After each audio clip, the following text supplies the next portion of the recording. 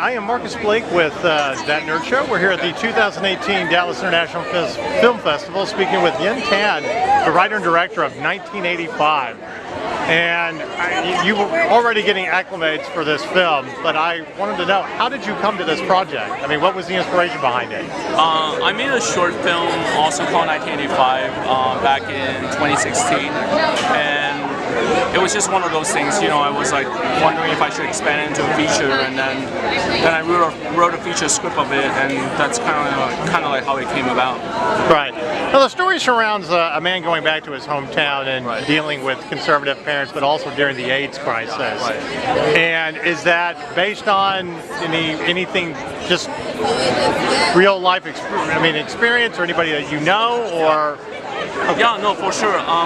One of my jobs after I graduated from college was a job where I interacted with a lot of people who were living with HIV and AIDS, and from the 2 years I spent there, I heard a lot of stories from different people, and I think there was a lot of the stories that got shaped into the film itself, you know, because I felt like there were a lot of unanswered questions, and I have thought about what they meant when they told me the things that they told me that were like incomplete stories that I'm trying to piece together, and this is like the film itself is kind of like an attempt to put all those things together.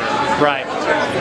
Now, what do you consider probably the biggest struggle? The disease itself, even though you know the outcome, or having to tell people that disagree with your lifestyle and that you are going through this? I think it's kind of like both. You know, I feel like the the epidemic, the AIDS epidemic itself was took a lot of people. You know, and I think it was a devastating time especially for certain communities, like the LGBT communities, for instance, were very impacted by it.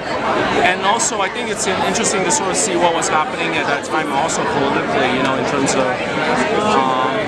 the marginalization that was happening back then, you know, and sort of seeing how the activism that came from that, in some ways, kind of like brought us to what we're experiencing today in terms of like the marriage equality movement and that kind of stuff, you know. Right. So I think there's a sense of like, I think it's important to look back at where all this came from, you know, and I think a lot of this came from this particular time that was like very challenging and difficult for people.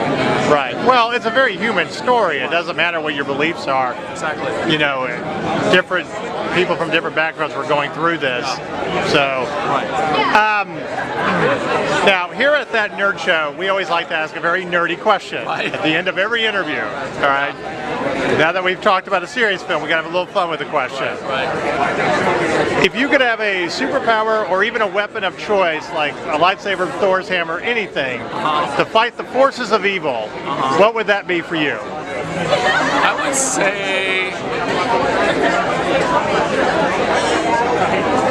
I know, it's hard to think. There's so many out there. I want to say, like, the first thing that came to mind, and I don't even know why I want to have that, is like ability to shoot laser out of my eyes. But that could make things burn or explode. Right. I don't know why I want that, but that sounds kind of cool, right? So I'll pick that for now. I'm gonna go with you want the really cool glasses that Cyclops has. That's what you're really getting to. Yeah. That's a relation. Yeah. There you go. Okay. Also, it's an easy way to get people to do what you want on set. Like, all you gotta do is take off my glasses. Right. Totally. For sure. Well, it's a great film. Good luck with it as you're doing the film festival circuit. Thank you for interviewing with us. Thank you. Thanks so much, Marcus.